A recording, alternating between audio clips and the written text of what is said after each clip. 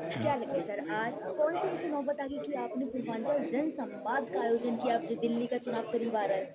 देखिए, पूर्वांचल की बहुत बड़ी भागीदारी है दिल्ली के अंदर। हाँ, और पूर्वांचल का कोई भी पूर्वांचल से निकल के यूपी और बिहार से निकल कर हाँ, तो किसी भी स्टेट के अंदर पहुंच रहा है तो उसमें एक बहुत बड़ी भागीदारी दे रहा है, क्योंकि वो अपने घर परिवार छोड़कर काम करने के लिए आया है।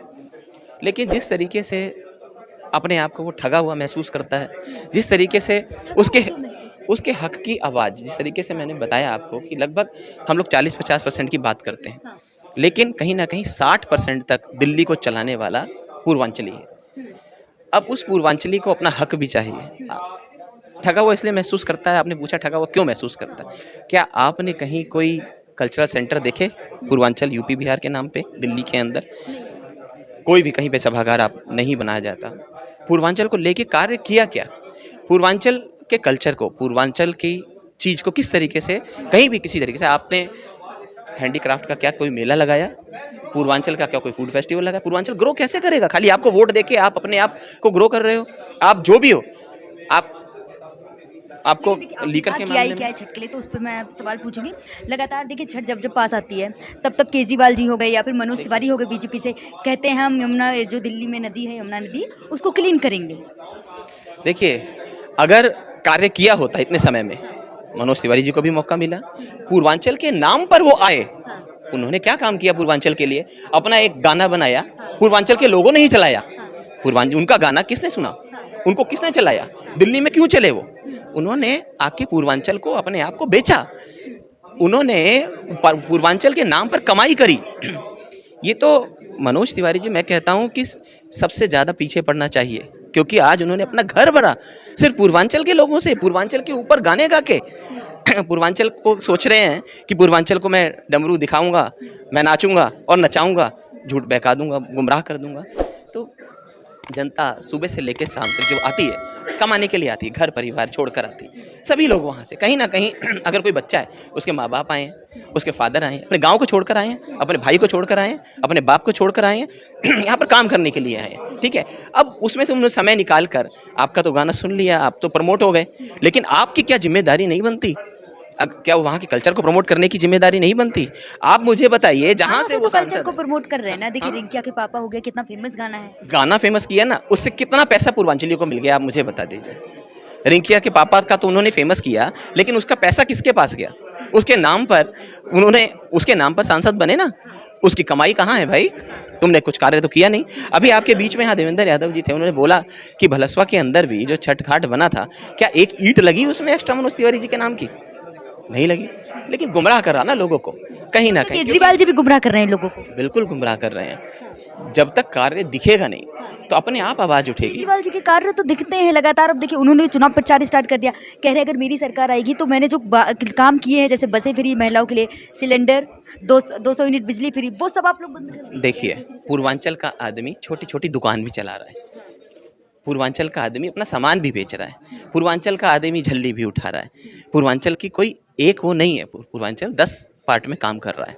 अगर आपने काम किया है तो मुझे सरकारी सभागार दिखा दीजिए। आप, अगर आपने काम किया है और आप कल्चर को प्रमोट करना चाहते हैं, तो आप मुझे भोजपुरी अकादमी दिखाओ, आप मुझे अवधी की अकादमी दिखाओ, आप मुझे दिखाओ कि आपने क्या फूड फेस्टिवल, किसी भी बिजनेस को प्रमोट करने के लिए आप उसको क्या करोगे? कुछ आयोजन करोगे? आपने दिल्ली के अंदर कितनी बार आपने फूड फेस्टिवल ऑर्गेनाइज करे हैं दिल्ली सरकार के? आपने देखा कभी दिल्ली सरकार का कोई फूड फेस्टिवल ऑर्गेनाइज होता है? आप हंसते हो, अरे लिट्टी चोखा, हंसते हैं लोग। हाँ, अरे भाई, आपने कभी किसी को स्वाद लेने के लिए नहीं बोला, आमंत्रित नहीं किया। आज जो जो पूर्वांचल का खाना यूपी और बिहार का, ठीक है, मैंने बताया अपनी स्पीच के अंदर भी, मैंने बोला भाई लेकिन सत्तू। आपने अपनी इस चीज़ के अंदर एक चीज़ बहुत अहम बोली कि बेरोजगारी, बेरोजगारी की देखिए, हाँ, प्रतिनिधित्व बहुत आवश्यक है, हाँ, चाहे सरकार में हो चाहे नौकरी में हो। आके आदमी निकल रहा है वहाँ से अपनी मेहनत से। मैं यहाँ पहुँचा, आज मैं इस स्तर पे पहुँचा, तो मुझे ज़रूरी है आवाज़ उठानी।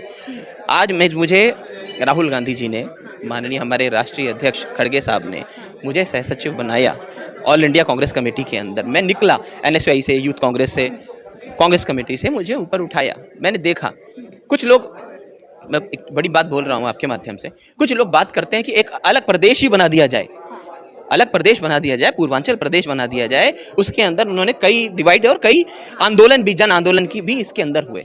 लेकिन हम राहुल गांधी जी के साथ चलते हैं। राहुल गांधी जी ने जोड़ने की बात करी, कभी तोड़ने की बात नहीं करी। इसी क्रम में उन्होंने भारत जोड़ो राहुल गांधी की यात्रा, बात भारत कर जोड़ो रहे हैं, न्याय देखिए यात्रा राहुल करी। गांधी की अगर बात कर रहे हैं आप, तो आजकल बड़ा ट्रेंड चल रहा है। राहुल गांधी ने जो जलेबी के ऊपर कहा था, उसको लेकर बड़ा ट्रेंड चल रहा है देखिए- सोशल मीडिया पे खासकर। देखिए, बात जलेबी के रोजगार की है। एक जलेबी अगर खाली गोहाना में जाके क्यों पता लग रहा है उस जलेबी का? उस जलेबी का पूरे भारतवर्ष में अंतर्राष्ट्रीय लेवल पर पता लगना चाहिए। लेकिन क्योंकि चलाना नहीं है, सिर्फ शुरू से उन्होंने जैसे करोड़ों रुपए डिफेम करने में लगाए, उनका काम सिर्फ यही है। वो उसकी गहराई तक नहीं पहुंच रहे हैं कि अब वो जो है, अगर व्यापार है कोई, उस व्यापार को बढ़ाया कैसे जाए। अगर 20 आदमी काम कर रहे हैं तो क्यों नहीं 200 आदमी काम करेंगे? भाई हमारे घर की कोई चीज़ है, हमारे दिल्ली की कोई चीज़ है, हमारे प्रदेश की, हमारे देश की कोई चीज़ है, अगर इतनी अच्छी है, इतनी फेमस है, तो उसको आगे चलना चाहिए। लेकिन क्योंकि उसमें वो लोग कुछ भागीदार बन नहीं सकते, उसको बढ़ा नहीं सकते। हमारे इसी तरीके से मैं फिर से भोजपुरी की बात पे आता हूँ। भोजपुरी में वही मैंने कहा ना, फूड फेस्टिवल्स ऑर्गेनाइज करने के लिए, मैंने बोला एकेडमी बनाने के लिए, क्या किया? आज पूर्वांचल का बच्चा जब बाहर से निकल के आता है ना, तो आप जाके देखो राजेंद्र नगर या जहाँ तैयारी कर रहा है, किस तरीके से तैयारी करता है, क्या है? क्या पूर्वांचल के नाम पर लाइब्रेरी है? क्या पूर्वांचल के नाम पर कहीं बनी हुई है बच्चों के पढ़ने के लिए? क्यों नहीं है? लाइब्रेरियाँ क्यों नहीं है बच्चों के पढ़ने के लिए?